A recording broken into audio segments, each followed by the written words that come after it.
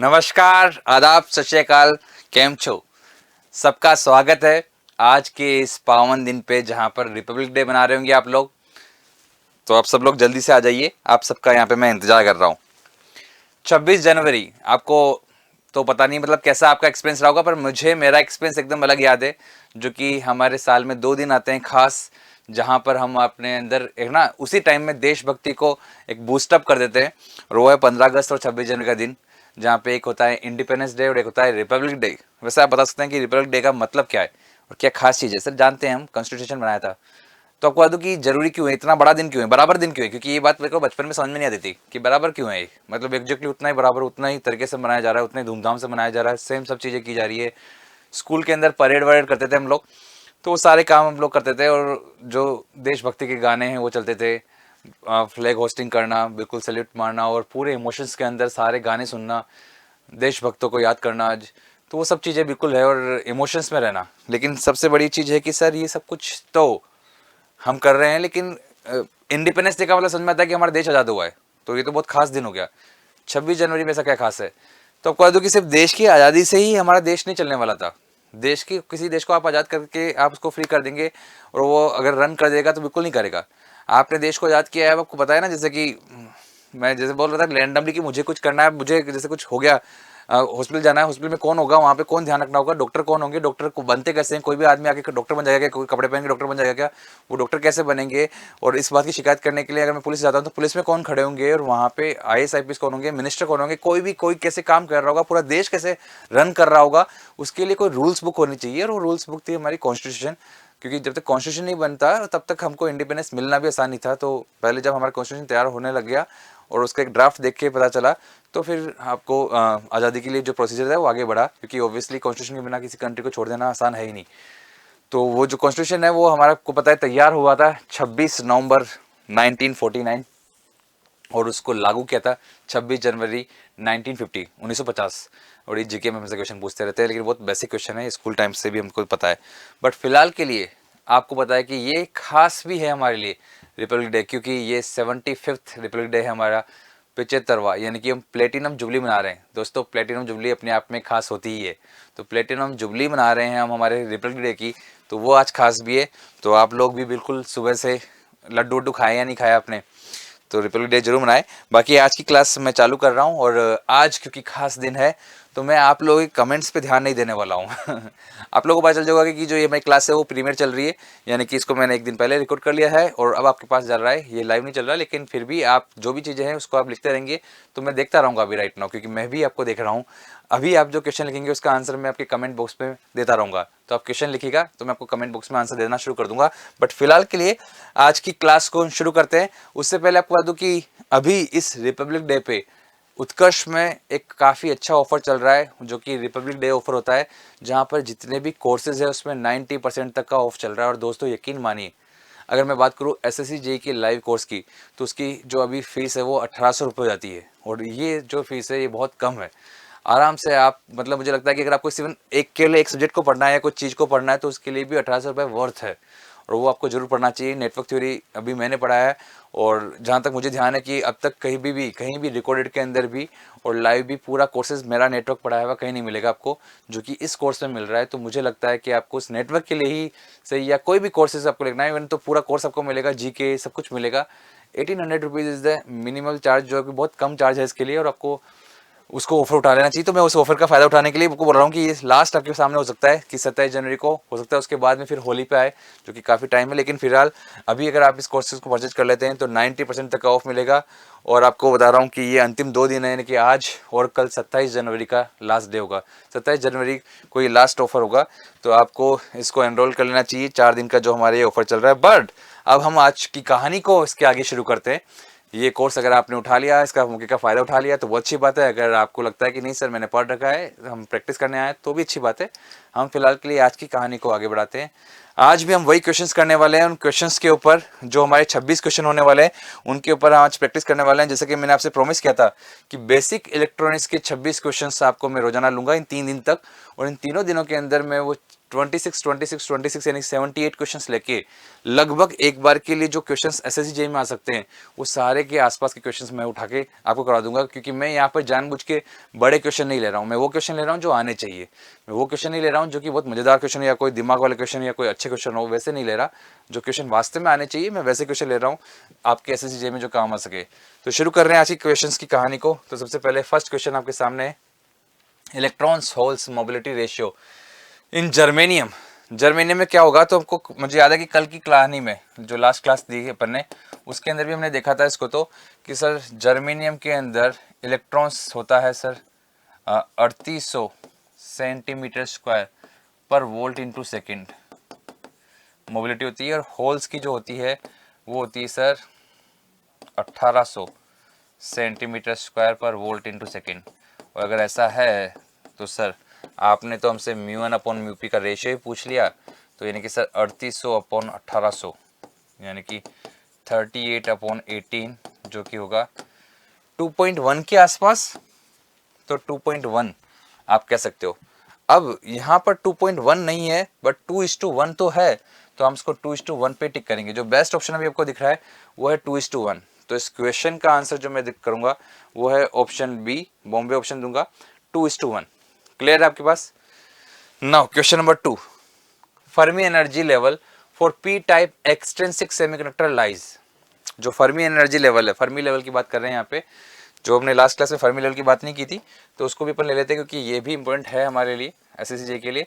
तो Fermi level के बारे में बात की है, क्या होना चाहिए।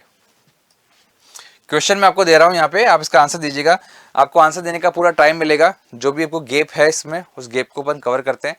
आप लोग इसका आंसर दीजिए, मैं यहाँ पर आपके आंसर का इंतजार कर रहा हूँ।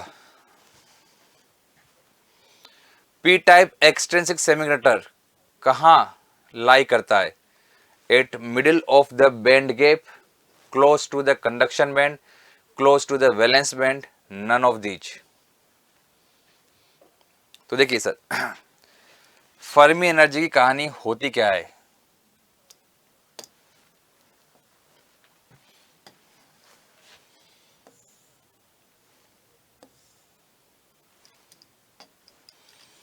ये एक कंडक्शन बैंड है, ये एक वैलेंस बैंड है।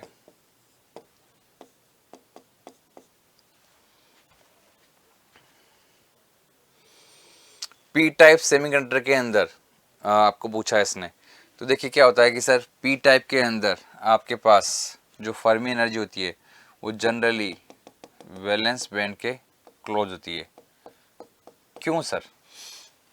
तो पहले समझिए फर्मी एनर्जी क्या होती है। फर्मी एनर्जी होती है आपके पास एवरेज एनर्जी ऑफ जो एनर्जी इलेक्ट्रॉन्स के जो कंडक्शन बैंड में है और जो होल्स वैलेंस बैंड में है उनका एवरेज। तो ये एक तरह से एवरेज होती है जो कि इलेक्ट्रॉन्स कंडक्शन बैंड में है और जो होल्स वैलेंस बैंड में है। आपको पता है कि सर जो ये पी टाइप सेमीकंडक्टर है तो इसके अंदर होल्स बहुत सारे हैं सर, होल्स बहुत सारे हैं। उसके मुकाबले में इलेक्ट्रॉन्स वहाँ पे कम होंगे सर, यानी कि यहाँ पर जो एक आध बॉन्ड टूट के भी गए होंगे इलेक्ट्रॉन्स, तो उसके जैसे जो होल्स होंगे वो बहुत कम होंगे, लेकिन जो आपको एक्स्ट्रा मिले हैं होल्स वो ज़्यादा होंगे। जो आपको एक्सेप्टर एटम से होल्स मिले वो ज़्यादा होंगे। तो इसका मतलब सर यानी कि जो आपका एवरेज है वो इधर ज़्यादा होगा वैलेंस बैंड की तरफ। इसलिए फर्मी एनर्जी भी जनरली कहाँ होगा सर? वैलेंस बैंड के क्लोज होगा। तो इसका आंसर क्या होगा sir? Option C, close to the valence band is the right answer. Next question, the Fermi level EF in an intrinsic semiconductor if effective mass of electrons and holes are same। तो देखिए Fermi जो level है वो पूछा है आपसे, अगर electrons और होल्स के मास सेम है तो क्या इसका आंसर होगा? कभी कभार ऐसे पूछता है कि इलेक्ट्रॉन्स और होल्स के मास सेम है, कभी कभार पूछता है कि 0 केल्विन है तो फर्मी एनर्जी कितना होगा। दोनों में आपका आंसर सेम आएगा। इंट्रिंसिक सेमीकंडक्टर के लिए पूछा है इसने, इंट्रिंसिक सेमीकंडक्टर के लिए। इंट्रिंसिक सेमीकंडक्टर की फर्मी एनर्जी का लेवल आपको पता होना चाहिए, EFI। कैसे दिया जाता है सर? ये होता है EC plus EV/2 minus KT ln NC upon NV। I think KT/2 भी होता है, इसको एक बार देख लीजिएगा।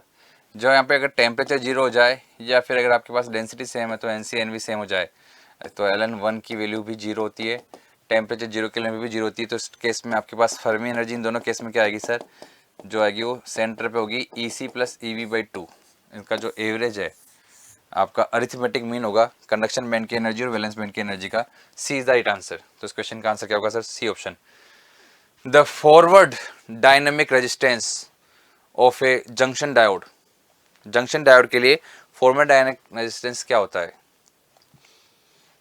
जंक्शन डायोड का अग्र गतिशील प्रतिरोध क्या होगा। Decreases with increasing forward current, increases with increasing forward current, it is unaffected by the forward current, doubles for every 10 degree centigrade rise in temperature at constant current। तो देखिए फॉरवर्ड डायनेमिक रेजिस्टेंस, आपको बता दो कि जो diode resistance होते हैं अपने आप में वो दो टाइप के होते हैं, फॉरवर्ड बायस में और रिवर्स बायस में। रिवर्स बायस में ये इन मेगा ओम के ऑर्डर में होते हैं, 10 मेगा ओम तक भी हो सकता है, पर फॉरवर्ड बायस के अंदर जो होते हैं वो कुछ ओम्स में ही होते हैं और इसलिए हमारा इंटरेस्ट इसमें होता है। अब ये भी दो टाइप के हो सकते हैं, स्टैटिक रेजिस्टेंस और डायनेमिक रेजिस्टेंस। जो स्टैटिक रेजिस्टेंस होते हैं वो डेल्टा वी, वोल्टेज और करंट के अंदर जो रेशियो है, वोल्टेज और करंट का डिफरेंस का जो रेशियो है उससे मिलता है। जबकि जो डायनेमिक रेजिस्टेंस होते हैं, एसी के भी रेजिस्टेंस भी बोलते हैं इसको, वो फिक्स है, वो होता है eta V T upon I F. इसका जो फॉर्मूला होता है वो होता है eta V T upon I F, I F जहाँ पे फॉरवर्ड करंट है, वी टी जहाँ पर थर्मल वोल्टेज है, थर्मल वोल्टेज है, और नीटा आपका रिकॉम्बिनेशन फैक्टर है। तो हम ये बोल सकते हैं कि सर करंट बढ़ रही है तो आपका रेजिस्टेंस कम होगा, तो इसने बोला फॉरवर्ड डायनेमिक रेजिस्टेंस जो है आपका जंक्शन डायोड का वो decreases with increasing forward current. तो ए राइट आंसर है। तो इस क्वेश्चन का आंसर होगा option A. Next question, in PN junction diode, in PN junction diode the region containing the uncompensated accepted and donor ions is called. आपके uncompensated acceptor होना चाहिए, acceptor and donor ions क्या कहलाएंगे, मतलब कि P junction के अंदर diode के अंदर वो वाला रीजन जहाँ पर आपके पास एक्सेप्टर और डोनर आयन होते हैं वो रीजन कौन सा कहलाता है। आप सिर्फ आयन ही समझिए, वो आयंस को हम बोलते हैं अनकंपनसेटेड, मतलब जो कि कंपनसेटेड नहीं हुए हैं अभी तक, कंपनसेट नहीं हुए वो, इसको अगर हिंदी में बोले तो असंपीड़ित बोल रखा है इसको, असंपीड़ित। इसका सिर्फ ये मतलब है, कंपनसेटेड कौन होते हैं सर, जैसे हमारा एन टाइप और पी टाइप है, उसके अंदर आयंस नहीं बने, वो आवेश के अंदर नहीं बटा, तो वो आपके लिए क्या होते हैं उस टाइम तक तो कंपनसेटेड। लेकिन अगर वो आयंस से बढ़ गया तो वो कहलाता है अनकंपनसेटेड। तो उसने बोला कि अनकंपनसेटेड जो आपके एक्सेप्टर और डोनर आयंस बन गए वो रीजन क्या कहलाता है, बताइए इसका क्या आंसर है इसका।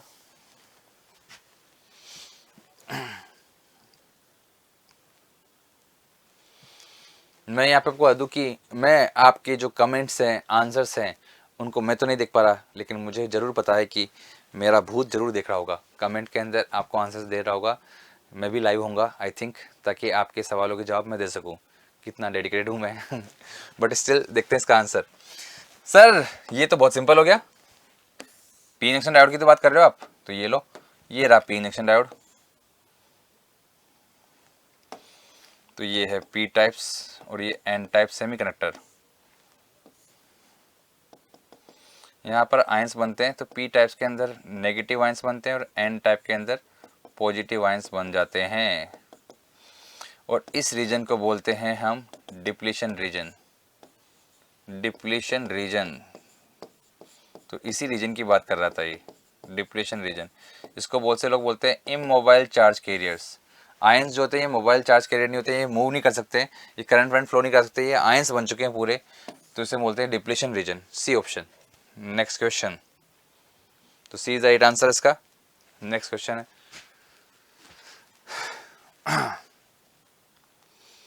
ए simple diode will work सेटिस्फैक्टरीली।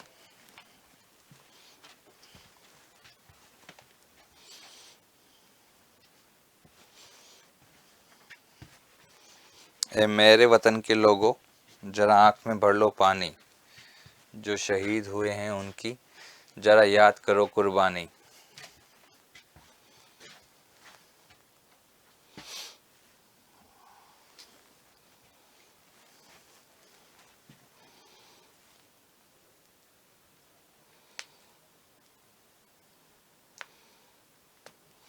Sir एक डायोड जो है सेटिस्फैक्टरीली वर्क कब करेगा, ये एक अच्छा सवाल होता है। इसमें से आप में से मुझे लग रहा है कि मैं कमेंट नहीं दे पा रहा हूँ, पर मुझे लगता है कि आप में से बहुत से लोगों ने इसका आंसर दिया होगा फर्स्ट एंड थर्ड क्वाड्रेंट, लेकिन जिसका राइट आंसर है वो है फर्स्ट क्वाड्रेंट ओनली। सेटिस्फैक्टरीली वर्क करने के लिए फर्स्ट क्वाड्रेंट होना चाहिए। ये थोड़ा सा कंट्रोवर्शियल सा हो जाता है, बहुत सी बार इसकी हर जगह अलग अलग जगह लड़ाई चल रही होती है, बट जब इसको सर्च किया मैंने तो ज़्यादातर इसका जो सही जवाब दिया जाता है, जैसे यूपीसी में ईएसी के क्वेश्चन में जब आया था तो उसको बोला है कि भाई डायोड का असली काम जो है वो केवल फर्स्ट क्वाड्रेंट में हो रहा होता है। तो अगर आपको डायोड को जानना है तो डायोड की तरह जानना है, तो ये कब जानते हैं अपन, सारे इसके जो काम होते हैं कब होते हैं, फर्स्ट क्वाड्रेंट के अंदर ही। हालांकि मैं मानता हूँ कि डायोड फर्स्ट और थर्ड क्वाड्रेंट दोनों में होता है, पर ये रिवर्स करंट से मुझे कोई मतलब ही नहीं है। डायोड यूनिलेटरल डिवाइस है सर, जिसके अंदर एक ही तरफ की करंट, एक ही तरफ की कहानी के ऊपर हम वर्क करते हैं, दूसरी तरफ के तो हम इसको ऑफ कर देते हैं, इसलिए ऑन ऑफ के लिए बहुत काम में आता है। इसलिए हम कहते हैं कि इसका जो असली काम है वो तो सिर्फ फर्स्ट क्वाड्रेंट में हो रहा है, तो इसमें आप बोलेंगे केवल फर्स्ट क्वाड्रेंट ओनली। तो इस क्वेश्चन का आंसर होगा सिंपल, डायोड जो है कि सेटिस्फैक्टरीली कब काम करता है, फर्स्ट क्वाड्रेंट के अंदर ही काम करता है। सिर्फ किसमें काम करता है, फर्स्ट क्वाड्रेंट के अंदर ही काम करता है। ठीक है sir, next question, question number 9। A PN junction diode dynamic conductance is directly proportional to. आपने डायनेमिक रेजिस्टेंस का नाम सुना है तो फिर डायनेमिक कंडक्टेंस भी जानते होंगे, और आपको मुझे साथ में ये भी बताना है कि डायनेमिक कंडक्टेंस कब काम में आता है, किस जगह पे स्पेशली इसको काम में लिया जाता है, जहां पे आपका डायनेमिक कंडक्टेंस काम में आता हो, वो जानना है मुझे।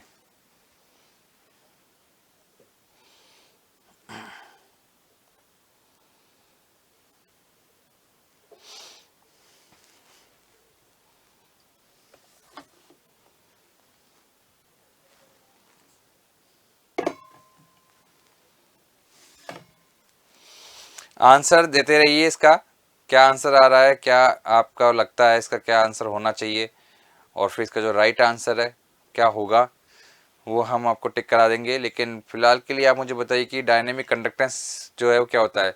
तो सर डायनेमिक कंडक्टेंस जो है सर वो डायनेमिक रेजिस्टेंस का अपोजिट होता है क्या, बिल्कुल।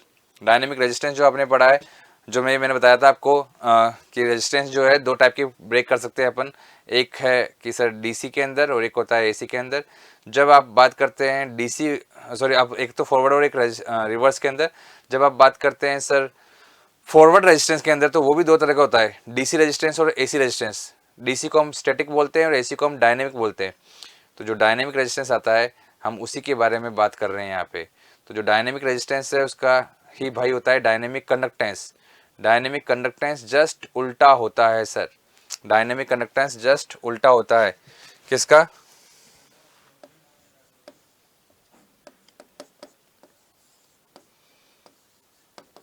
डायनेमिक रेजिस्टेंस का।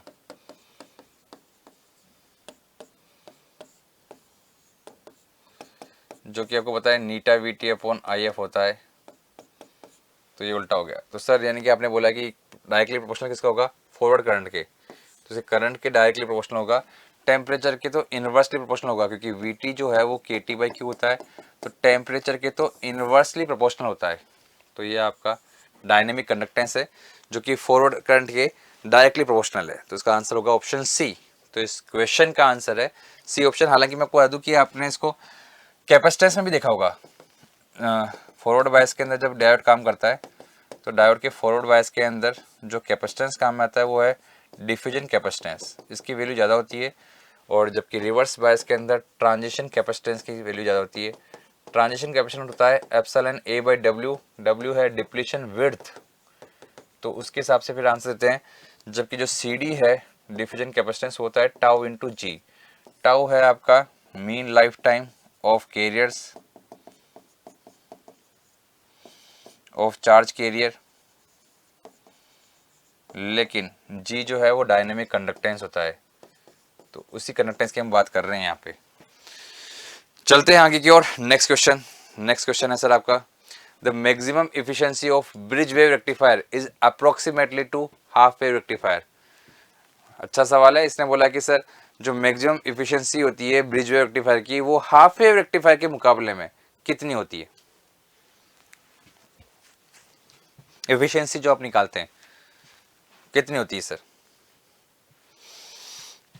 तो सर आपको पता है कि सर जो इफिशिएंसी आप निकालते हैं, इफिशिएंसी का जो फॉर्मूला होता है वो क्या होता है, और उसको यूज में लेते हैं यहाँ पर, तो इसकी वैल्यू भी पता होनी चाहिए कि हाफ वेव में कितनी आती है लगभग और ब्रिज वेव में कितनी आती है। वैल्यूज भी, जिसको यहाँ पे वैल्यूज भी याद है, रेक्टिफायर की तो सारी वैल्यू याद होनी चाहिए आपको। रेक्टिफायर की बहुत इंपॉर्टेंट होता है हमारे एसएससी जेई के लिए, तो रेक्टिफायर की तो सारी वैल्यूज ही आपको याद होनी चाहिए कि क्या क्या वैल्यूज होती है हर एक के अंदर।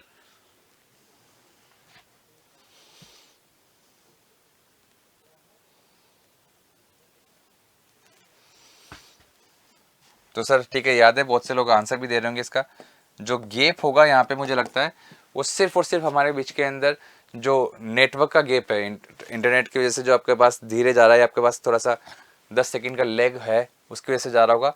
बाकी अगर आपके पास एक क्वेश्चन पहुंच गया तो मुझे लगता है जिसको आंसर पता है वो सीधा आंसर लिख देगा, क्योंकि हाफ वेव रेक्टिफायर जो होता है सर HWR, इसकी जो एफिशिएंसी होती है सर वो होता है 40.6%, और जो कि फुल वेव रेक्टिफायर होता है उसकी होती है 81.2%।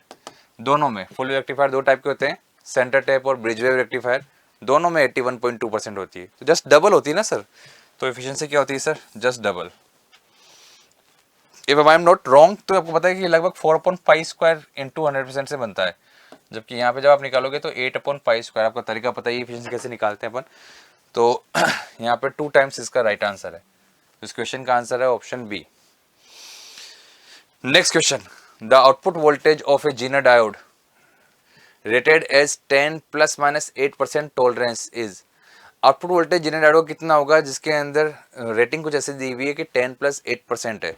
तो बहुत सिंपल है सर, 10 + 8% का मतलब क्या समझ में आता है कि सर हमें पता है कि जो आउटपुट वोल्टेज है उसमें वेरिएशन आ सकता है, और वेरिएशन कितना आएगा वो खुद दे रहा है, जिसको अपन बोलते हैं कि वहाँ पर रेगुलेशन होता है थोड़ा सा, तो रेगुलेशन कितना होगा वो टॉलरेंस से पता चल रहा है कि इतना चेंज थोड़ा सा आपको मिल सकता है।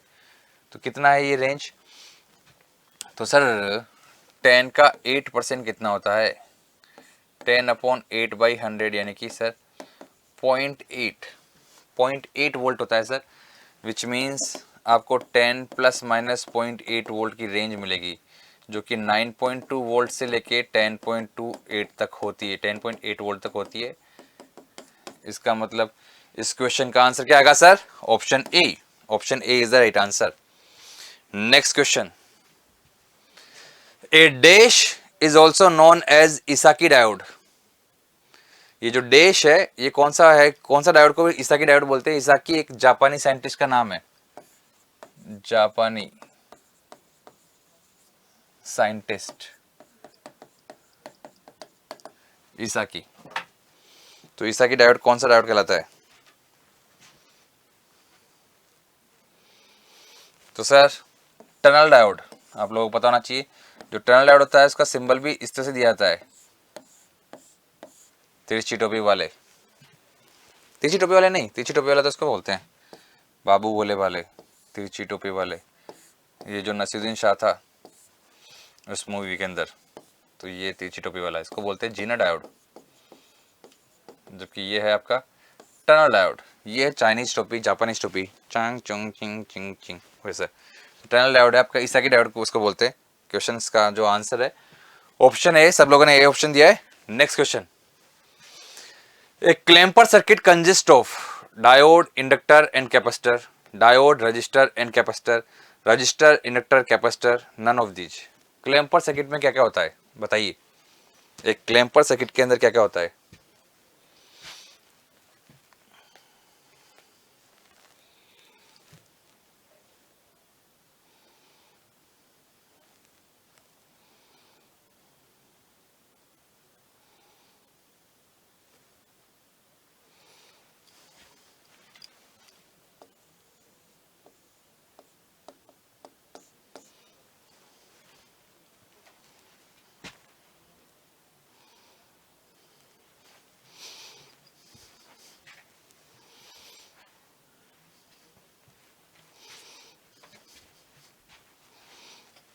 रुगवे आज़ादी पे कभी हिंदुस्तान होगा, रिया सैयाद के हाथों ये गुलिस्तान होगा, इलाही वो भी दिन देखेंगे जब अपना राज होगा, जब अपनी ही जमी होगी और अपना आसमां होगा, वतन की आबरू का पास देखे कौन रखता है, सुना है मकतब में आज हमारा इम्तिहान होगा।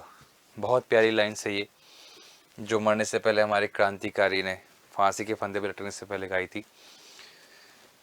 शायद अशफाक उल्ला खां या राम प्रसाद बिस्मिल, मुझे जहाँ तक याद है कि शायद अशफाक उल्ला खां की है लाइन्स। तो ये बहुत प्यारी लाइन्स है। उस तरह की एक फीलिंग के साथ जीते थे वो, और जिंदगी पूरी जीते थे वो, और वो जो जिंदगी दी है उन्होंने देश के नाम पे दी है पूरी। पर्सनल कुछ भी स्वार्थ नहीं है, कोई पैसा वैसा नहीं कमाना, कुछ नहीं करना, कोई शादी वादी नहीं, कोई अपने मम्मी पापा पे ध्यान नहीं देना कि हाँ वो क्या सोचेंगे क्या करेंगे, नहीं, देश के लिए, माँ के लिए। तो वो एक स्वाभिमानी लोग, स्वतंत्रता सेनानी जो लोग थे, जिनको ना जिंदगी से फर्क पड़ता था ना मौत से फर्क पड़ता था, आज के दिन उनको याद करने का है। और ये बिल्कुल अच्छा लगता है मेरे को। ये 2 दिन इसलिए बनने ही चाहिए आपको साल के अंदर, आपको चलाकर ब्रेक लेके एक बार के लिए याद करना चाहिए। लेकिन फिर भी मुझे पता है इस भागती दौड़ती जिंदगी के अंदर कोई याद नहीं करना चाहता। सॉन्ग्स चला देते तो क्या सर आप भी, क्या ठीक है, हाँ हाँ चलो ठीक है सर, हाँ चलो चलो अब चलो आगे, ठीक है भाग रहे हैं। मुझे पता है आज की जो छुट्टी मिलेगी तो जो हमारी तरह के लोग हैं जो कि वर्किंग प्रोफेशनल में हैं, तो वो सोचते हैं कि छुट्टी कहाँ मना ली जाए। जो आप जैसे लोग हैं वो पढ़ लेते हैं या खेलने चले जाते हैं। स्कूल के बच्चों को मजबूरी के अंदर जाना पड़ता है, तो उन्हीं को थोड़ा सा याद रहता है कि हाँ भाई आज रिपब्लिक डे। फिलहाल क्लैम्पर सर्किट, क्लैम्पर सर्किट आपको पता है सर, कुछ ऐसा होता है। ये अगर आप क्लैम्पर सर्किट बना रहे हैं तो ये डाउन कर देगा, यानी कि अगर आपने इनपुट लिया है कुछ ऐसा, स्क्वायर वेव सबसे बेस्ट, ए से माइनस ए, तो आपको जो आउटपुट पे मिलेगा वो कुछ ऐसा मिलेगा। सर सिखाना नहीं है हमको कि कैसे काम करता है, बस क्या क्या काम में आता है। क्या काम में आता है? तो एक कैपेसिटर, एक डायोड, एक रेजिस्टेंस। एक डायोड, रेजिस्टेंस एंड कैपेसिटेंस। बॉम्बे राइट आंसर है, तो बॉम्बे, तो B is right answer. Next question, a simple diode is represented by. एक सिंपल डायोड किससे रिप्रेजेंट किया जाता है? सर सिंपल डायोड तो ऐसा होता है। हाँ सर, तो ये क्या होता है? तो इसको देख लो कौन सा ऑप्शन टिक होगा।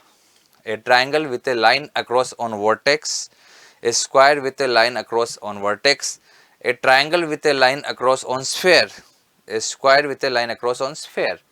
सर कौन स्फेयर, कैसा स्फेयर, कहाँ का स्फेयर, आंसर बताइए। कौन सा स्फेयर, कहाँ का स्फेयर, कैसा स्फेयर, आंसर बताइए। हाँ तो सर आंसर तो क्लियर है, triangle with A line across on vertex, simple. Find out the current through the practical diode in given circuit. इस प्रैक्टिकल डायोड के अंदर करंट कितनी जाएगी। प्रैक्टिकल डायोड वर्ड पे ध्यान देना, प्रैक्टिकल डायोड बोला इसने, आइडियल डायोड नहीं। अब आपको पता होना चाहिए कि आइडियल डायोड और प्रैक्टिकल डायोड में क्या अंतर होता है। मैं यहाँ पे वेट कर रहा हूँ और उसके बाद फिर मैं समझा दूंगा, अगर आपको नहीं भी पता है तो, कि इन दोनों में आखिर अंतर होता क्या है। लेकिन थोड़ा सा आपको पीट लेने के बाद, अगर आपको नहीं पता तो थोड़ा सा, मेरे हाथ के अंदर खुजली चल रही है आज सुबह से, और जब भी खुजली चलती है किसी को पीटने का मन करता है मेरा। यूट्यूब के ऊपर पूरी थ्योरी की क्लासेस ले रखी है मैंने, बेसिक इलेक्ट्रॉनिक्स की। अब भी नहीं पढ़ोगे तो कब पढ़ोगे। यूट्यूब पे मैंने बेसिक इलेक्ट्रॉनिक्स की पूरी थ्योरी क्लासेस ले रखी है। हालांकि अगर आपको डिटेल में अच्छे से पढ़ना है, जैसे मॉसफेट के लिए बोल ही रहे हैं कि वो डिटेल में अगर सब कुछ पढ़ना है, तो आपको बता दो कि अभी जो 26 जनवरी चल रहा है इस पर बहुत अच्छा ऑफर भी चल रहा है। 1800 रुपये इतने कम होते हैं, 1800 रुपये, कि उसमें आपको पूरा नॉन टेक मिलने वाला है, टेक पूरा मिलने वाला है। नेटवर्क थ्योरी की पूरी थ्योरी पढ़ा रखी है मैंने उसके अंदर 1.5 महीने के अंदर। मतलब इतना अच्छा खासा डिटेल में है उसके अंदर। ना केवल अभी एसएससी जेईई में काम में आएगा, बाकी की जो एग्जाम है, अगर आरएससी और आरपीएससी आ रहे हैं तो उनके अंदर भी काम में आने वाला है। और आरबी जेईई आपको पता है पूरा पाइपलाइन के अंदर है। मतलब इवन जो लोग तो इतने कुछ बोल रहे हैं, खबरें जो इधर उधर भेज रहे हैं उसमें कि 28-29 के बीच में आसपास कहीं आने वाला है, इसी जनवरी के अंदर, पता नहीं वाट एवर। वो तो फिर अफवाहों का मार्केट चलता रहेगा, लेकिन क्योंकि एएलपी आया है तो फिर जेई भी आएगा। अब देखते हैं इस क्वेश्चन का क्या आंसर होना चाहिए। सर अगर ये आइडियल डायोड होता, आइडियल डायोड सर कुछ ऐसा होता है।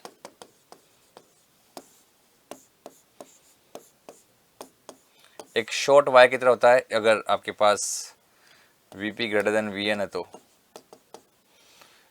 केस 1, अगर P टर्मिनल पे वोल्टेज N टर्मिनल के वोल्टेज से कम है तो यही डायोड आपके लिए एक ओपन सर्किट की तरह होता है।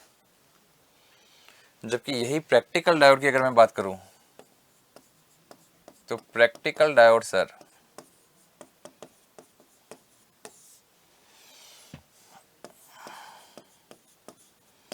जब P टर्मिनल पे वोल्टेज N से ज़्यादा होता है तो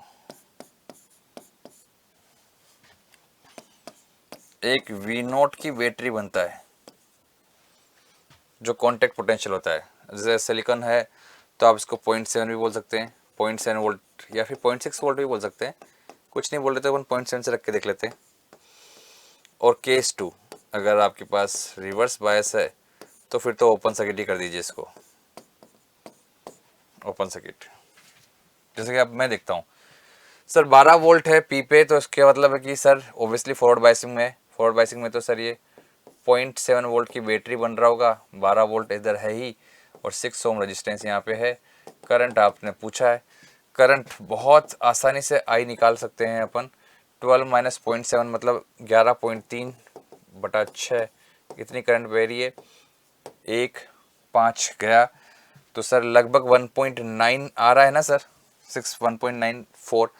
लेकिन हालांकि 1.9 भी पूरा नहीं आ रहा। इसका मतलब मुझे लगता है कि 0.7 वोल्ट भी इसने नहीं लिया, 0.6 वोल्ट लिया है। मैंने आपको कहा था हमेशा कि कुछ भी नहीं बोलता तो सिलिकॉन डायोड लेते हैं और सिलिकॉन के अंदर 0.7 और 0.6 दोनों लिए जाते हैं। ऐसे जर्मनी में 0.2 और 0.3 दोनों लिए जाते हैं। जो भी ऑप्शन मैच कर रहा है उसका आप देख लेना है। तो अगर आप 0.6 लेते हैं तो सर फिर उस केस में 11.4 होता है, और 11.4 के अंदर जब 6 का डिवाइड करते हैं तो 1.9 अब एग्जैक्ट आएगा। तो ये 1.9 के आसपास एम्पीयर जो है बॉम्बे राइट आंसर है। Next question, the following symbol is used. ये जो सिंबल है ये किसके लिए काम में लिया जाता है?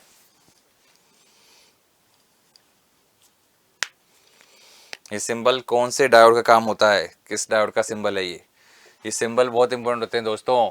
और बहुत सारे, मैंने तो स्पेशल डायोड की एक पूरी पूरी सीरीज ले रखी है, उनके सिंबल विंबल भी पता होना चाहिए।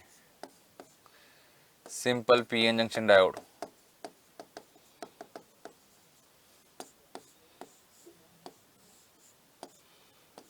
आपके लिए ये है टनल डायोड,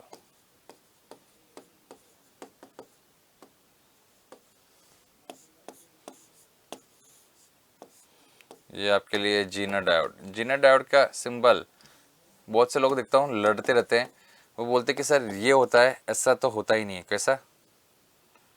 हाँ, ऐसा तो होता ही नहीं है। ऐसा भी मानते हैं दोस्तों और ऐसा भी मानते हैं, तीनों की तीनों जीनर डायोड ही है। लेकिन इस जीनर डायोड के अंदर ये जो सिंबल था, इसके अंदर आप झुका भी देते हैं एस की तरह, तो ये शॉर्ट की डायोड होता है। क्या होता है सर? ये शॉर्ट की डायोड, जैसा कि अभी सामने दिया हुआ है। तो ये कौन सा डायोड है सर? शॉर्ट की डायोड। तो यानी कि डायोड कौन सा है आपके सामने जो दे रखा है? शॉर्ट की डायोड है सर, ये शॉर्ट की डायोड। ओके, तो ये मेन मेन जो डायोड है, वेक्टर डायोड के बारे में बात करते हैं सर। ऑप्शन में वेक्टर डायोड भी है। तो वेक्टर डायोड ऐसा होता है, वेरिएबल कैपेसिटर होता है ये। तो सबके आप सिंबल जानते हैं, तो यहाँ पर इसका आंसर है शॉर्ट की diode. Next question, in P junction diode the reverse saturation current increases by 7.2% by a degree rise in junction temperature and gets hot for every 10 degree centigrade, double for every 10 degree centigrade, hot for every 20 degree centigrade, double for every 20 degree centigrade। बहुत simple है। इसने even ये जो बोला कि 1 degree centigrade पे जो current है आपकी लीकेज करंट, वो 7.2% बढ़ जाती है। बहुत से लोग तो जानते ही नहीं है। अब इसने बता दिया तो सब लोग जानते भी लग गए कि अच्छा हाँ सर ऐसा होता है क्या? हाँ ऐसा होता है। और अगर ऐसा होता है सर तो आपको पता है कि sir I note leakage current का फॉर्मूला T2 इक्वल्स टू होता है आई नोट 81 इंटू 2 की power T2 minus T1 upon 10।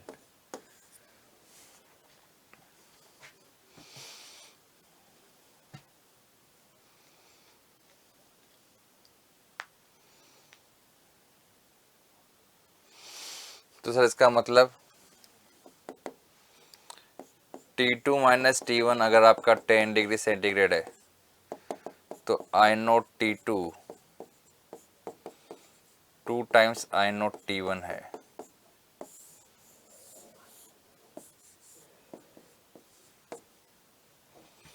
Double for every 10 degree centigrade rise in temperature.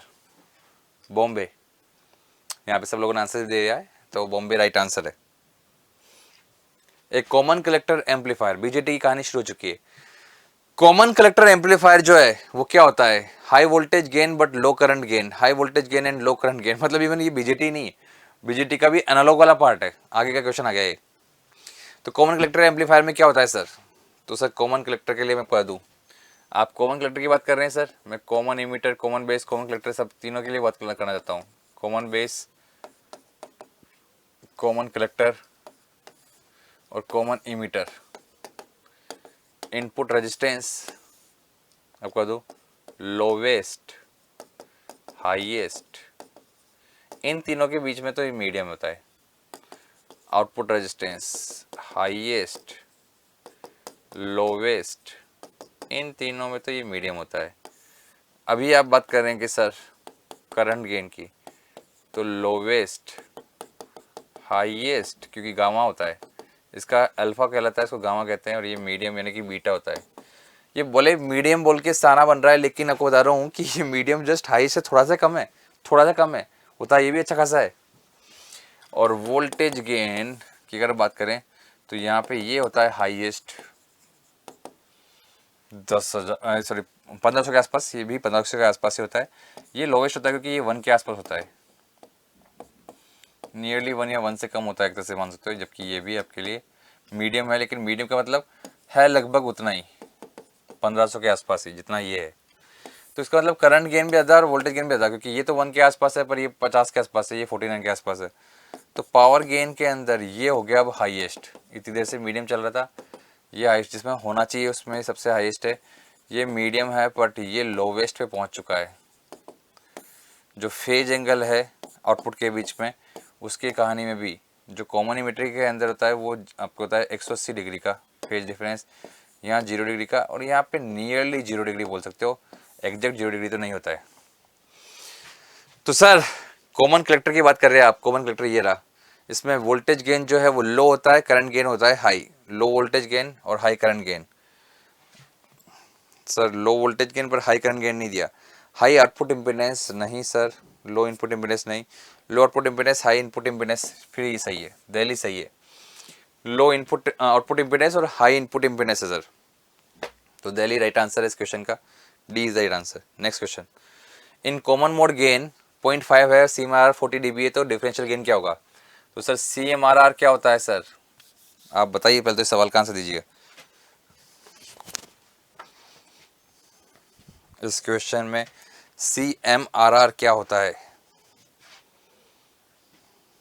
तो देखिए आप लोगों के पास इस क्वेश्चन तक ये क्वेश्चन जाएगा, फिर आप पेन चलाएंगे, फिर उसके बाद आप दिमाग लगाएंगे, फिर आपके पास जितना दिमाग होगा उतना लगा पाएंगे, फिर उसके बाद आप आंसर लिखेंगे, तब तक तो मैं ही आंसर कर दूंगा। तो देखते हैं आपके आंसर क्या आ रहे हैं। क्वेश्चन के आंसर देते रहिए, कमेंट बॉक्स में मैं देख रहा हूं सब कुछ। सर CMRR जो होता है वो होता है AD/AC। Differential gain, differential gain कितना है सर? डिफरेंशियल गेन ही तो पूछा है इसने। ओके, तो सर आपको पता है कि सर CMRR 40 dB है, और ये हमें पता है कि सर 20 log CMRR होता है। CMRR क्योंकि वोल्टेज गेन की कहानी इसलिए डीबी में लिखते हैं 20 करते हैं, अगर पावर की कहानी थी तो 10 में करते हैं इसको डीबी में, ये बहुत बड़ी चीज़ है। डीबी में लिखते हो 20 लिखते हैं आगे या 10 लिखते हैं, ये चीज़ पता चलता है कि वोल्टेज गेन करंट गेन की बात हो रही है, पावर गेन की हो रही है। वोल्टेज करंट में 20 लिखते हैं, पावर में 10 लिखते हैं। कुछ भी नहीं बोलेगा तो मैं पावर गेन मानूंगा और 10 लिखूंगा। अगर पहले पता चल गया कि हाँ भाई ये तो वोल्टेज गेन की बात है, differential gain, common mode gain, ये सब के सब वोल्टेज के अंदर होते हैं। तो इसका मतलब फिर तो CMRR की वैल्यू कितनी आ गई सर? CMRR की वैल्यू आ गई 10 की पावर 2, यहाँ पे 2 आएगा और ये 10 की पावर ले जाएगा इसको, 100 आ चुकी है। तो इसलिए सर AD आएगा AC into CMRR। AC common mode gain कितना है सर? 0.5 इंटू 100 जो कि 50 होता है। डिफरेंशियल गेन 50 आ रहा है, ऑप्शन ए राइट आंसर है। Next question, in common emitter configuration the input characteristics are drawn between. Input characteristics जो है वो किन किन के बीच में ड्रॉ किया जाता है, बताइए। आपको कितना याद है common emitter, common base, common collector के जो इनपुट और आउटपुट कैरेक्टरिस्टिक होते हैं जो कि हम पढ़ते हैं एम्पलीफायर वाले केस में, कितना आपको आइडिया है?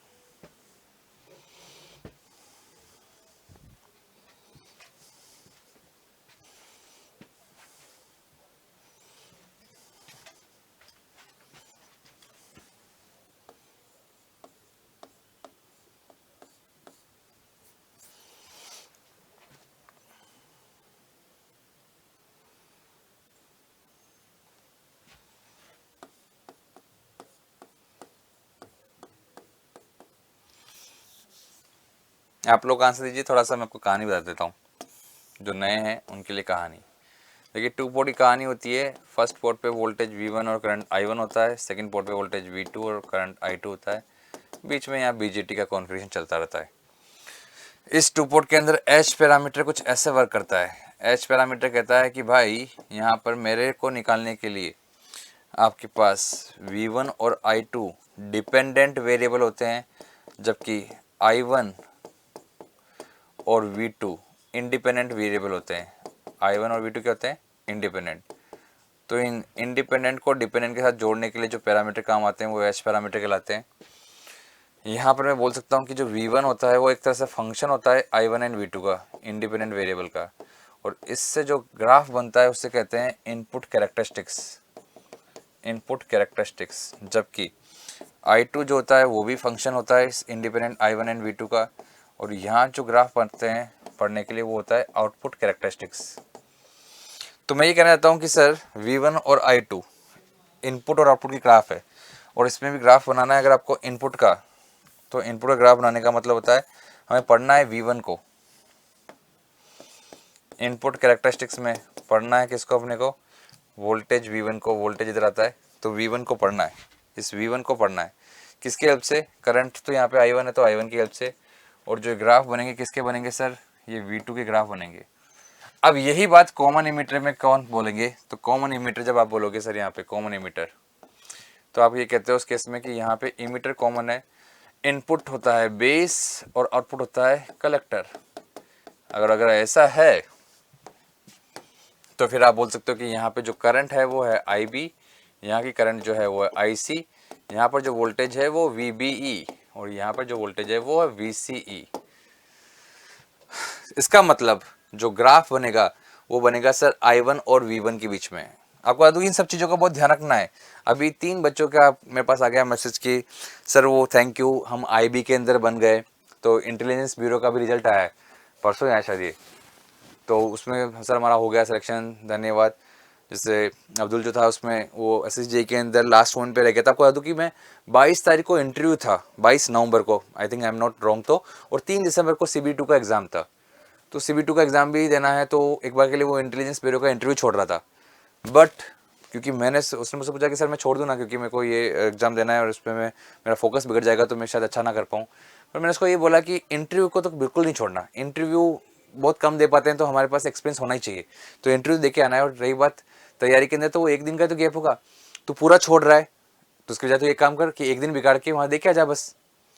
पूरा एक दिन तो जाएगा तेरा, तू तो मान ही मत की तरह हो रहा है, पूरा छोड़ ही रहते अपन, इसके साथ देख के आ जाते तो एक्सपीरियंस तो आएगा। और रही बात, मैं तो कहता हूँ कि 2 दिन, लास्ट के 2-3 दिन शाम को रात को पढ़ ले। दिन में तो अपन पढ़ ही रहे हैं टेक्निकल, रात को तो उसको इंटेलिजेंस ब्यूरो के जो इंटरव्यू के क्वेश्चन ऊपर आते, थोड़ी सी हमने गाइड भी किया उसको। तो फाइनली जब वो उस टाइम एग्जाम दे के आया था, और फिर उसके बाद वापस ने अपने SSJ की तैयारी को कंटिन्यू किया। हालांकि SSJ के अंदर उसका फाइनल नहीं हुआ, वो रह गया कि कट ऑफ बहुत ऊपर चली गई थी, 400, आपको पता है ना, 412 के आसपास तो इसकी गई है, 402 के आसपास जनरल, मतलब यानी कि आपके BRO की कट ऑफ गई, यानी कि लास्ट कट ऑफ 402 है। और अगर आप CBW की बात करें तो 412 या 416 तक जा रही है। बट मैं आपको बता दूं कि इतना ऊपर 400 से ऊपर कट ऑफ जा रही है आपकी, तो वो थोड़ा सा वहाँ पे रह गया, तो एकदम से थोड़ा सा हो गया था, निराश हुआ था। लेकिन IB के अंदर हो गया, तो मैं पता ही नहीं है कि कब कौन सी चीज़ कहाँ हो जाए, और उसके अंदर ये सब चीज़ काम में आई थी। कॉमन इलेक्ट्रो ये आपके जो बेसिक इलेक्ट्रॉनिक्स इसका बहुत इंपॉर्टेंट रोल होता है, इसलिए जी भर के जम के पढ़िए। ये सब चीज़ें कहीं ना कहीं काम में आती रहती है। आप हमेशा यहाँ पे रहें, प्रैक्टिस करते रहें, अपना दिमाग ना लगाएं ज़्यादा कि अच्छा मैं ये पढ़ लूँ वो पढ़ लूँ। आप कुछ नहीं पढ़ेंगे, आप यहीं पढ़िए, आपको ये पढ़ना है। तो आपको पता है कि सर V1 यहाँ पे VB है और जो I1 है वो IB है। तो ये ग्राफ किसके बीच में है सर? VB और IB के बीच में। मतलब इसका कुल मिला के आंसर आया है VB, IB। तो आपको बता दूं कि ये जो ग्राफ है V1 और I1 के बीच के बन रहा है, VB और IB के बीच बन रहा है, बॉम्बे राइट आंसर है। तो इस क्वेश्चन का आंसर है sir B। Next question, next question,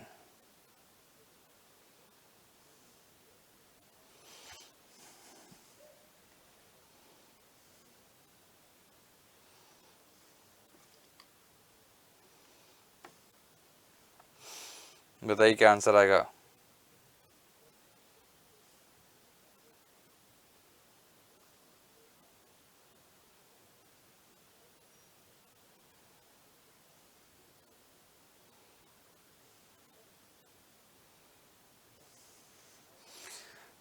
sir Darlington pair की कहानी पूछी आपने हमसे।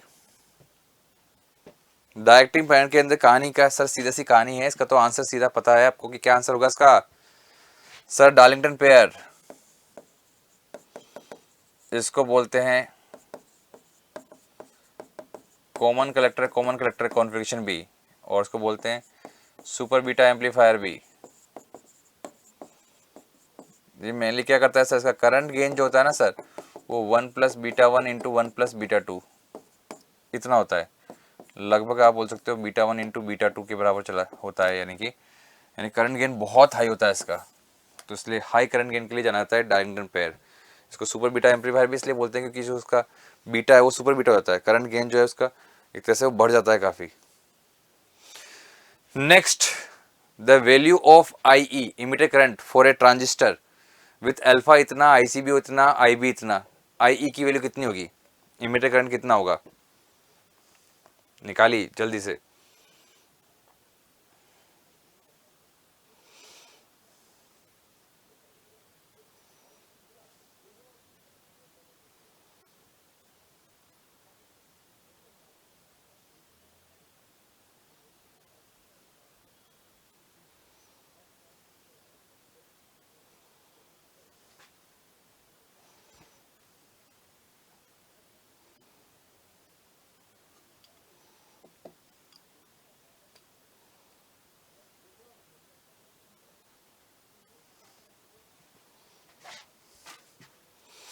The value of IE emitter current for a transistor with alpha equal to 0.97, ICB equal to 10 microampere, IB equal to 50 microampere, क्या होता है sir इसका answer? Solution, sir emitter current जो आप निकाल रहे हैं IE वो होगा सर, IE निकालना है। अच्छा तो सर पहले तो देखिए आपको पता होना चाहिए कि सर जो IC होता है वो होता है sir beta IB + 1 + beta ICO। ठीक है, अब ICO खुद क्या होता है सर? ICBO के बराबर, ICBO के बराबर। ठीक है, बेस करंट दे दिया है, बस रही बात बीटा की, तो बीटा के लिए आप, और आपको पता है तो IC हुआ, IC के साथ आपको IE चाहिए तो IC + IB भी करना है, तो एक IB और जोड़ देना है इसमें। तो फिर तो मैं बोल सकता हूँ कि ये बीटा +1 IB और बीटा +1 ही ICBO भी हो चुका है।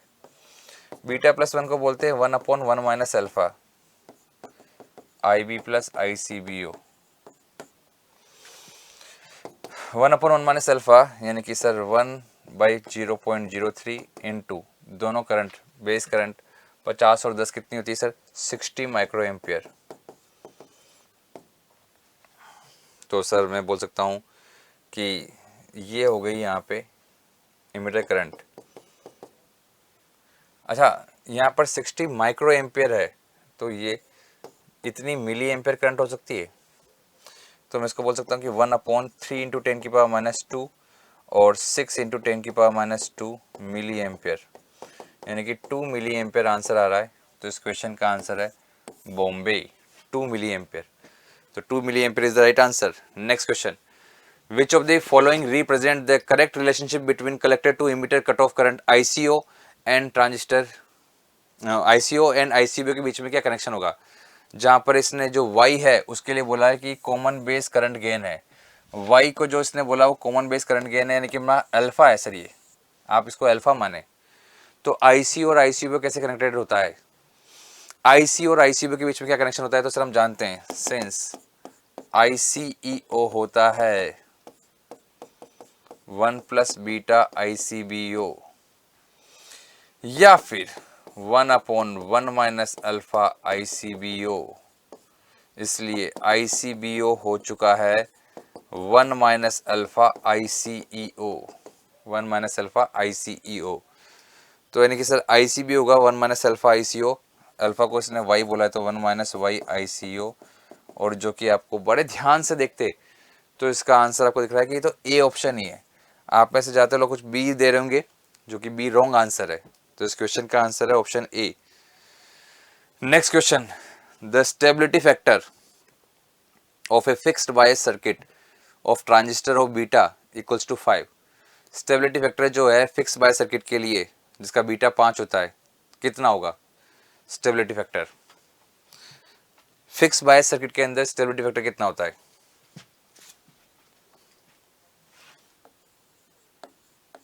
फिक्स बायस सर्किट के लिए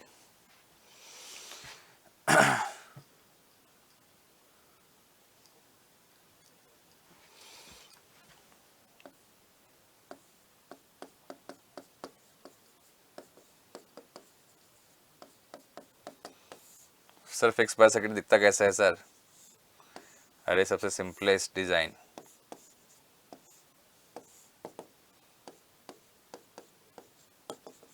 ये होता है सर, इसके अंदर स्टेबिलिटी फैक्टर आता है sir 1 plus beta, 1 plus beta जो कि होता है 6। ए राइट आंसर है, क्या आंसर आएगा इसका, option A, 6 is the right answer. ऐसे अगर आप देखेंगे कलेक्टर बेस बायस सेल्फ बायस तो सबका अलग आता है। कलेक्टर बेस बायस आता है 1 plus beta upon 1 plus beta R C upon R C plus R E, और ऐसे ही अगर आप देखेंगे तो वहाँ पे 1 plus R T H upon R E पहुँच जाता है आपका सेल्फ बायस में। Out of the following hybrid parameters of the transistor which has unit of mho, किसका यूनिट महो होता है इन एच पैरामीटर में से। और आपको बता दूं कि मैं ये भी कह सकता हूँ कि अगर एग्जाम में आता कि इनमें से कौन सा पैरामीटर ऐसा होता है, या दुनिया में जितने भी आप टू पोर्ट पैरामीटर पढ़ते हैं उनमें से कौन से पैरामीटर ऐसा होता है जिसको हम बोल सकते हैं आउटपुट एडमिटेंस पैरामीटर, तो भी सही बात है। इनपुट इम्पिडेंस पैरामीटर होता है H I, input impedance parameter होता है एच आई, या फिर H11, इसको हम Z11 नहीं बोलेंगे सर, Z11 भी V1 अपॉन I1 होता है, H11 भी V1 अपॉन I1 होता है, तो फिर डिफरेंस क्या है, डिफरेंस ये है दोस्तों कि ये V2 इक्वल टू जीरो करके बनता है और ये I2 इक्वल टू जीरो करके बनता है। हम जब भी इम्पीडेंस की बात करते हैं तो इम्पीडेंस में वोल्टेज जीरो करना चाहिए, दूसरी तरफ का दूसरे पोर्ट का वोल्टेज जीरो करना चाहिए, इसलिए इसको इनपुट इम्पीडेंस पैरामीटर कहते हैं H1 को, और HI भी बोलते हैं। इसकी यूनिट जो होती है वो ओम में होती है, जबकि वो V1 अपॉन I1 जो होता है वो आपका इनपुट इम्पीडेंस पैरामीटर नहीं कहलाता है, वो कहलाता है ओपन सर्किट इम्पीडेंस पैरामीटर या open circuit input impedance parameter. तो इसने महो बोला है सर, तो मैं आपको बता दूं कि सर जो आपका HO होता है H22 वो होता है सर I2 अपॉन V2 जब I1 जीरो हो, और यही सबसे बेस्ट कॉम्बिनेशन होता है। इसकी यूनिट होती है महो और ये आउटपुट एडमिटेंस कहलाता है, ये आउटपुट एडमिटेंस कहलाता है, इसलिए इसको HO भी बोलते हैं। तो इसका आंसर होगा बॉम्बे। बाकी अगर आपको याद नहीं आ रहा तो आप इसको यूँ समझ सकते हैं कि H11 I1 plus H12 V2 और I2 equals to H21 I1 plus H22 V2, इससे भी आप समझ सकते हैं। बाकी आंसर इसका बी है, यहाँ से आप निकालेंगे तो H22 मिलेगा आपको I2 बाई V2 जब I1 जीरो। Next question, the modulation of effective base width by collector voltage is known as early effect, hence reverse collector voltage. जो अर्ली इफेक्ट अगर बढ़ेगा यानी कि रिवर्स कलेक्टर वोल्टेज अगर मैं बढ़ाऊंगा, अर्ली इफेक्ट को बढ़ाऊंगा तो क्या फर्क पड़ेगा सर। क्वेश्चन ये पूछा है कि अगर अर्ली इफेक्ट बढ़ाते हैं तो क्या फर्क पड़ता है, तो आपको पता होना चाहिए क्या फर्क पड़ता है। अर्ली इफेक्ट क्या होता है, बेस विड्थ मॉड्यूलेशन क्या होता है, अर्ली इफेक्ट या बेस विड्थ मॉड्यूलेशन क्या होता है।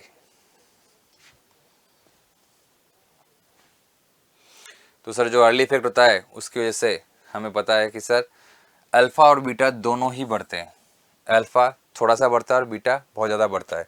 उसका राइट आंसर है सर ऑप्शन ए। इस क्वेश्चन का क्या आंसर होगा? Option A is the right answer. Early effect की कहानी जो है उसमें अल्फा और बीटा दोनों ही बढ़ते हैं। Next question, for an NPN bipolar transistor what is the main stream of current in the base region. NPN bipolar transistor के अंदर जो बेस के अंदर करंट बहती है मेनली वो किसकी वजह से बहती है? Drift of holes, diffusion of holes, drift of electrons, diffusion of electrons. बहुत अच्छा क्वेश्चन है, मुझे बताइए। और आप रिपब्लिक डे के अंदर अगर बोलेंगे तो मेरे को सबसे अच्छा क्वेश्चन ही लगेगा।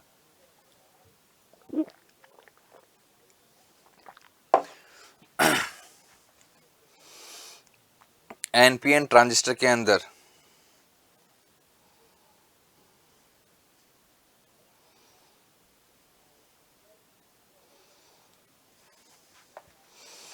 तो एनपीएन ट्रांजिस्टर के अंदर जो मेनली आपके पास बेस रीजन में करंट फ्लो हो रही है वो किसकी वजह से बह रही है? और क्योंकि मैं इस टाइम में लाइव नहीं हूं, मैं आपके आंसर देख नहीं पा रहा हूं, तो मैं उस मजे का हिस्सेदार नहीं बन पा रहा हूं जो मजा चाहिए, और इस क्वेश्चन के लिए मजा चाहिए मेरे को। तो मैं सोच रहा हूं कि इस क्वेश्चन का आंसर देखता हूं कितने सीरियस आप हैं।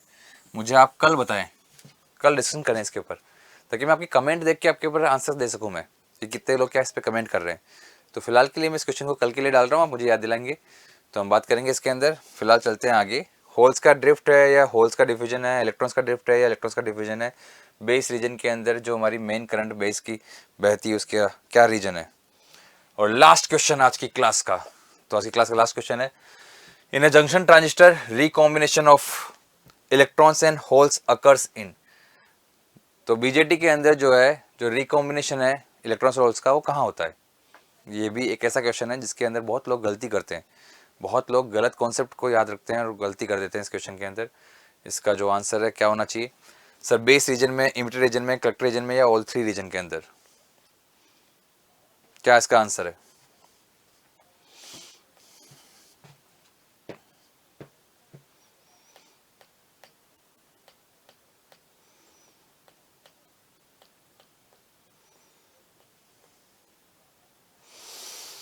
तो देखिए जो इसका आंसर ए दे रहा है बेस रीजन, वो रॉन्ग आंसर है। तीनों रीजन में रिकॉम्बिनेशन होता है, तीनों रीजन में। हालांकि मैं मानता हूं कि रिकॉम्बिनेशन करंट बेस करंट को बोलते हैं, वो एक अलग कहानी है, लेकिन रिकॉम्बिनेशन तो तीनों में हो सकता है। आपके बेस में भी, इमिटर में भी, कलेक्टर के अंदर भी इलेक्ट्रॉन्स और होल्स रिकम्बाइन हो रहे हैं, वो हो सकते हैं, वो तीनों रीजन में होते हैं। लेकिन हाँ, जो करंट उससे डेवलप हो रही होती है वो मेनली बेस करंट तो रिकॉम्बिनेशन से हो रही होती है। रिकम्बाइन हो रहे होते हैं तब वो करंट बाहर होते हैं, रिकम्बाइन होकर करंट बाहर होते हैं, तो रिकम्बाइन वो बेस करंट को इसलिए हम रिकॉम्बिनेशन करंट बोलते हैं। पर रिकॉम्बिनेशन जो है वो तीनों रीजन में हो सकता है। तो ये कहानी आज की क्लास की 26 क्वेश्चन मैंने लिए, 26 क्वेश्चन वो आपके सामने हैं और आपने होपफुली बहुत सीखा होगा इसके अंदर, बहुत एंजॉय भी किया होगा। लेकिन मुझे पता नहीं है कि आप में से कितने लोग किस तरह से आंसर दे रहे थे, क्योंकि ये प्रीमियर शो चल रहा है। बाकी आप लोगों को गणतंत्र दिवस की हार्दिक शुभकामनाएं, हैप्पी रिपब्लिक डे। और अपन मिलेंगे कल की क्लास जो कि हमारी लास्ट क्लास होने वाली है बेसिक इलेक्ट्रॉनिक्स की भी, और इस वीक के अंदर जो हमने सेशन बना रखा है 26 क्वेश्चन का, उसकी भी ये लास्ट क्लास होगी। तो मिलते हैं कल की क्लास में, देखते हैं कि क्या आपको एक्स्ट्रा चीज़ें मिलने वाली कल की क्लास के अंदर, क्या एक्स्ट्रा चीज़ें जो ऐसे जे में आती है जैसे एफईटी मोस्फेट से रिलेटेड चीज़ें, एम्पलीफायर से रिलेटेड चीज़ें, उन सबको अपन कल जानेंगे। फिलहाल के लिए आज के लिए इतना ही, धन्यवाद।